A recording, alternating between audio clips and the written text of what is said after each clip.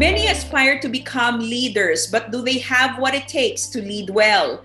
Marami tayong matututunan sa Bible tungkol sa leadership. It has countless examples of good leaders as well as bad ones. Samahan mo ako ngayon at sa mga susunod na araw as we look at valuable lessons from the book of Nehemiah patungkol sa leadership.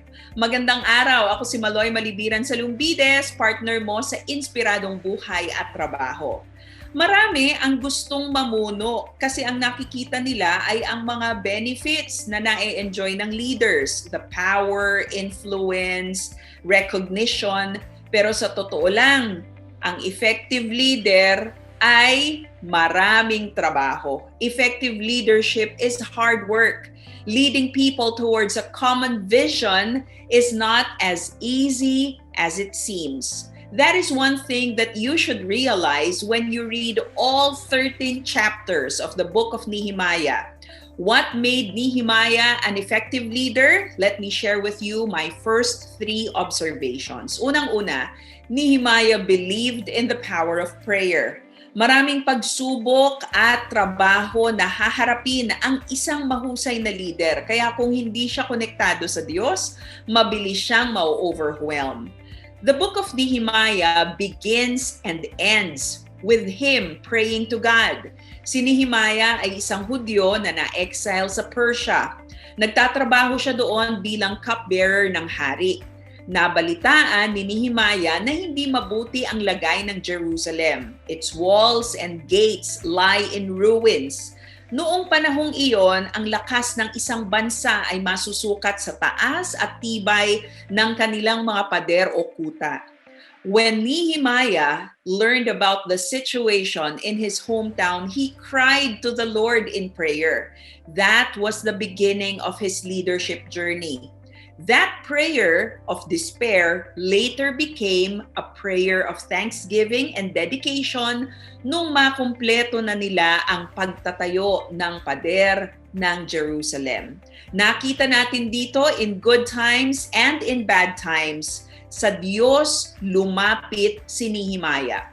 For a leader, that shows great humility.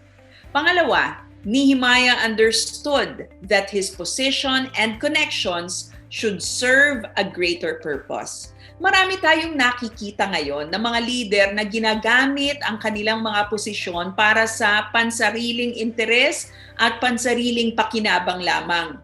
Nehemiah set a good example for leaders. He used his position, connections, and resources to serve his people. Noong napansin ni King Artaxerxes na malungkot si Nehemiah, tinanong niya ito kung ano ang problema. Kahit na may takot at kaba, sinabi ni Nehemiah ang bigatin na nasa puso niya para sa kanyang bayan.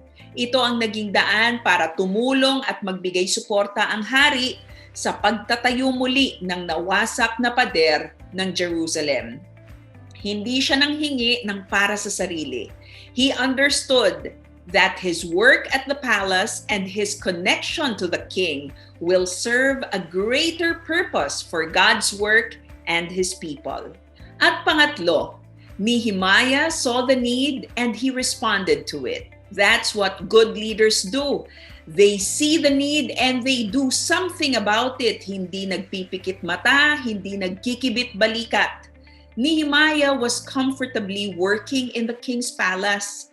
Pero noong malaman niya na mayroong problema, malaking problema sa kanilang bayan, matapos niyang manalangin sa Diyos, nakita niya na mayroon siyang maaaring gawin para malutas ang isang malaking suliranin.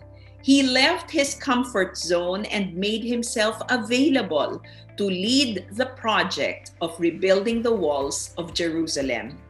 Good leaders see the need and they respond to it. Good leaders use their position, connections, and resources to serve a greater purpose. And good leaders are humble enough to declare their dependence on God through prayer. Gusto mo bang maging isang mahusay na leader? Marami pa tayong matututunan mula kay Nehemiah.